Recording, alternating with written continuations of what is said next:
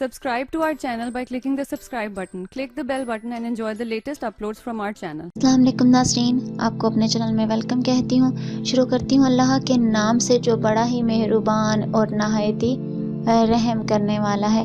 अस्सलातु वस्सलामु अलैका या रसूलल्लाह व अला आलिका व सहाबिका या हबीबल्लाह।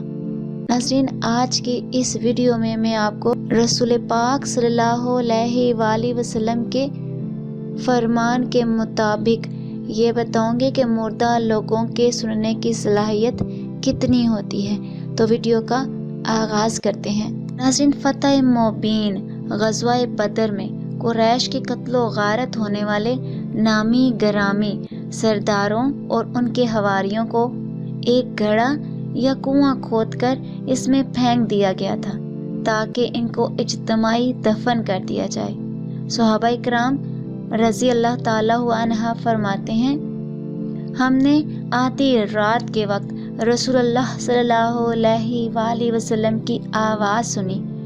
आप सल्लल्लाहु अलैहि वसल्लम फरमा रहे थे, ओ घड़े वालों, तुम नबी का कितना ही बुरा कुंबा थे।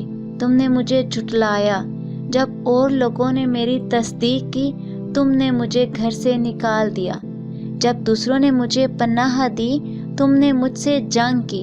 जबकि लोगों ने मेरी नुसरत की, फिर सरकारे दो जहां सल्लल्लाहु अलैहि वसल्लम ने सरदाराने कुरैश जो नाशों तले दबे इस घड़े में पड़े थे, इन्हें और इनके दीगर साथियों को मुखातिब किया और उत्बा बिन रबिया और शिबा बिन रबिया और उमिया बिन खल्फ और अबू जहल बिन हशाम, क्या तुमने अपने रब का वादा सच्चा होते हुए देख लिया है? मैंने तो अपने रब का वादा पूरा होते हुए देख लिया है।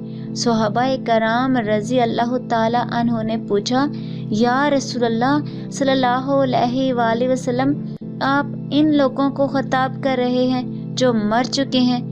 आप सल्लल्लाहु अलैहि वसल्लम ने जवाब में फरमाया, मैं जो बातें इनसे कर रहा हूँ, तुम्हारी सुनने की सलाहियत इनसे ज़्यादा नहीं है, तहम ये जवाब देने की कुदरत नहीं रखते। दूसरी जानब मुर्दे सुनते हैं या नहीं, इस बारे में मुसलमानों के यहाँ मुतज़ाद आराइयाँ की जाती हैं।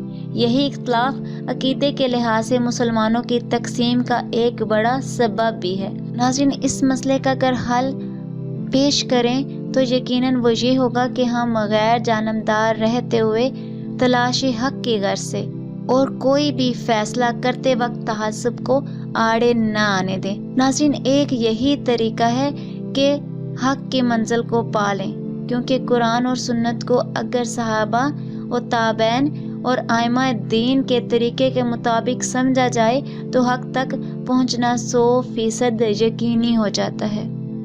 आज की इस वीडियो में इतना ही। दुआ में याद रखिएगा। मिलते हैं अगले वीडियो में, तब तक के लिए अल्लाह हाफ़िज़।